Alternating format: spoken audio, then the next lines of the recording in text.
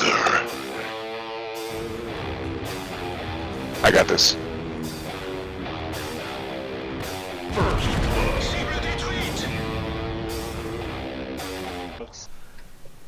Hey folks, this is ioEther and we're back with another game of World Tanks. As you can see, this is Alex MZ026,000.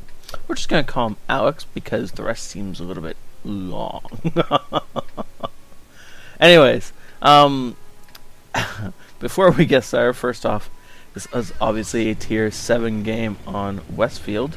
We're going to bump up that mini-map so that everyone can actually see it. And this is a fairly standard game. We are top tier. Ooh, full of awesome.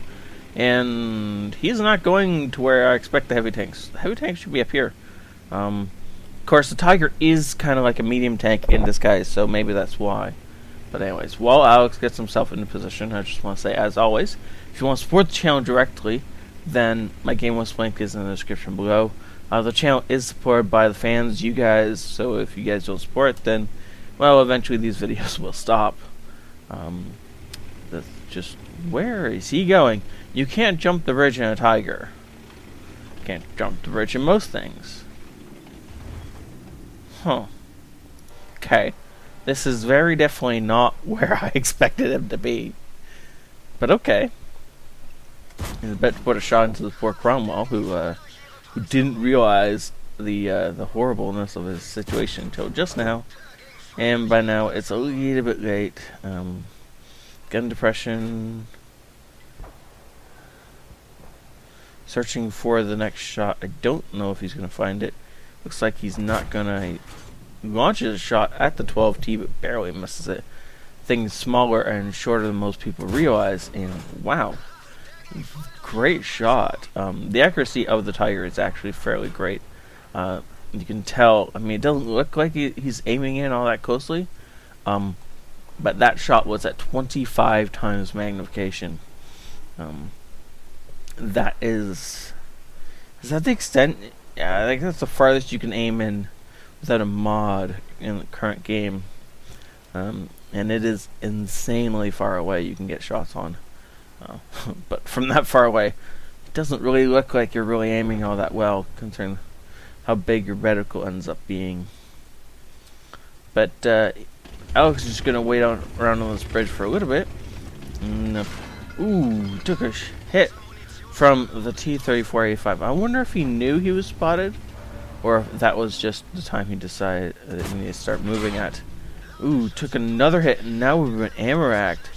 IS hit us from behind, and the T-34A5 hit us from the front. Oh, wait, what?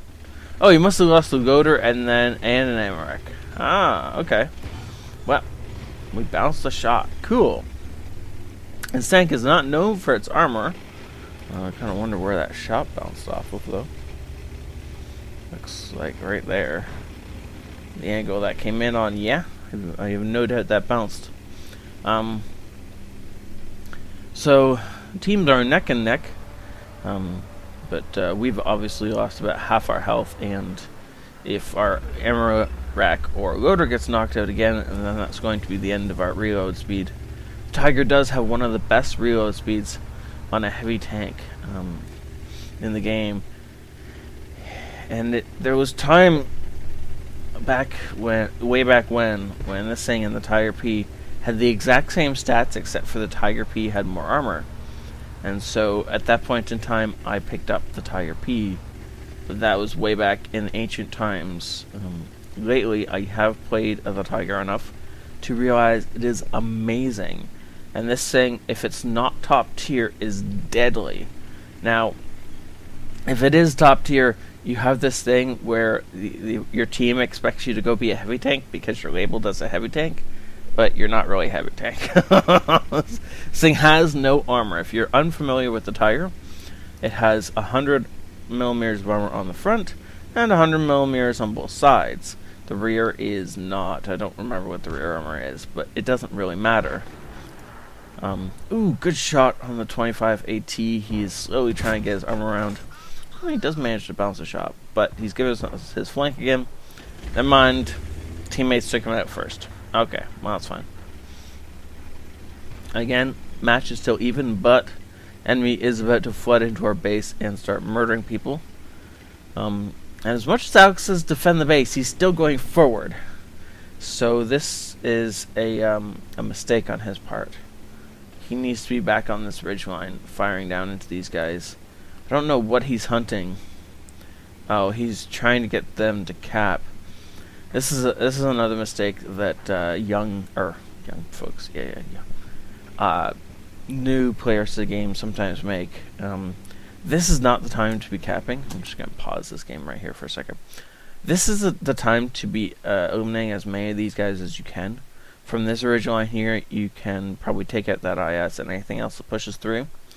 The fact that none of these guys have been seen for a little bit tells me they're actually reversing course and going to show up here in a moment or two. The FV304 is fast enough to get away from everything except the E25 and the Chaffee. And the T-34A5, who was over here a little while ago, has switched sides now and is over here. And he's going to actually be able to defend fairly well from that position, assuming he doesn't push out. So knowing where the entire enemy team is, as we do, if Alex pushes forward, he's not going to have anything to shoot at for a long time. Whereas if he turned around and headed back for the ridgeline, as he should have about a minute ago, he would have the IS to shoot at very least. Most likely he's going to have these guys to shoot at as well. And if he actually wants to get shots on these guys and they end up over here, which I suspect they will, then he's actually going to have to be around here to get those shots off. He's not going to be able to make them from over here because they're not going to be in sight. He's not going to be able to, they're not going to be in draw distance. So we're going to see where Alex goes. It does look like he's continuing forward. I don't... Alex, in the comments, you're going to have to tell us all where you, what you were thinking and where you were going with this, because this is not going to lead to you being able to shoot the enemy anytime soon. I think right now, in his mind, he's focusing on capping, which is the wrong thing to be thinking about right now. We're on fixed camera, so we'll be able to watch him land that beautiful shot into the T-34A5 there, and then taking out the Challenger. And now he is going to be pushing forward. He should be looking for shots on this T-34A5. He's not really. He's paying attention to the cap more than anything else. And the cap is really not the primary concern right now. They'll understand why it feels like in his mind. He's going to wait for the T-34 to show itself again. Ooh, look, an M6. And gun elevation is... There we go. Took out its tracks. Unfortunately, didn't do any actual damage to the thing. It's using the cover it has from the Challenger effectively. Has 3 marks of excellence on that M6, so it's actually a really dangerous opponent. And now we have started to lose more tanks, yet the E25 being the only thing down there still alive, though taking out the T29 is going to be really effective. Don't push forward. This is not the time of pushing forward. This is the time of killing stuff. Nice shot. Okay, now you can push forward. Now that you know the enemy is not going to be flanking you. And shooting into the front of the M6 should have the penetration to go through anything but the hardest bits of the M6 front, and the turret front maybe. Manages to get one shot into the M6, and now the M6, knowing his role, is pulling into cover. The problem being that the M6 has artillery behind him. Oh, don't... Okay. You need to be aiming these shots. Beautiful. Good. And the FV does not realize it's been lit, I assume. And there we go. That is the end of that. Okay, so this worked, but future times, take out the enemy behind you beforehand, because as it is, these guys are still a threat. Now, are they a huge threat? Not really. There is a Firefly between them and us, so if they want to come at us, they either have to sneak through here somehow or do this.